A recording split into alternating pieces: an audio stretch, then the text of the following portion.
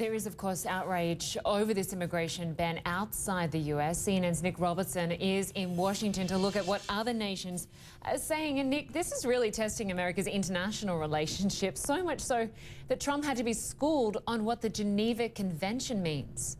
Yeah, it seems to be a real sort of stress test, if you will, of how strong the bonds are between the United States and its allies. One of the phone calls that President Trump made yesterday was to the German Chancellor Angela Merkel.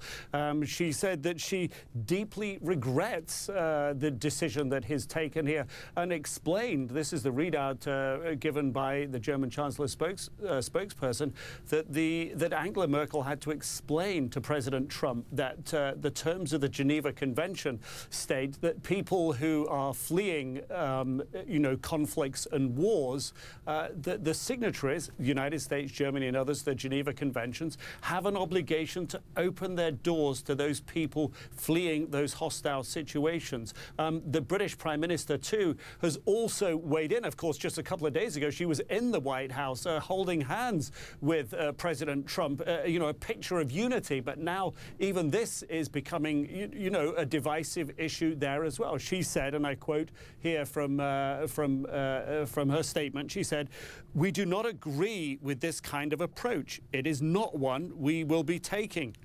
So clearly a very big air gap between Britain and the United States there on that one, despite everything we heard just a couple of days ago. And to the North, Prime Minister Justin Trudeau in Canada has tweeted, that Canada welcomes all those refugees fleeing conflict, whatever faith they are. Because although this isn't being called a Muslim ban and it doesn't mention Muslims, it affects Muslim majority countries. And that's the impression that many people are taking away. And I think the other thing to add into this perhaps is the opposition spokesman in Britain, who's not only taking political shots at Theresa May, opposition leader rather in Britain, not only taking political shots at Theresa May, but also at Donald Trump, suggesting that perhaps now is not the right time for him to be considering a state visit to Britain, and suggested people sign up a petition to voice their concern about that visit.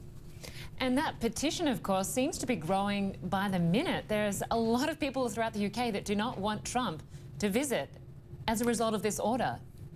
If you look at the run-up to the Gulf War 2003, when Prime Minister then Tony Blair supported George Bush, supporting British troops going into war, a big coalition with the United States, was very unpopular. There were hundreds of thousands of people on the streets protesting. And I think what we're seeing here is the emergence of perhaps, many of the same people who have concerns about the closeness and the nature of Britain's relationship with the United States, particularly on this issue. But more to that, they have real concern and anxiety about President Trump and which direction is taking the United States. Most people grow up in Britain with a very strong connection to the United States, watch the movies, watch the sitcoms.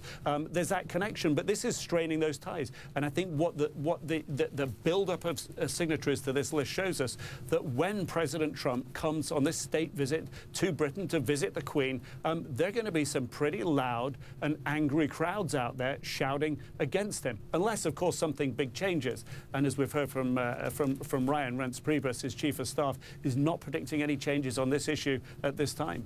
No, that's right. Nick Robertson, good to have you with us. Thanks so much.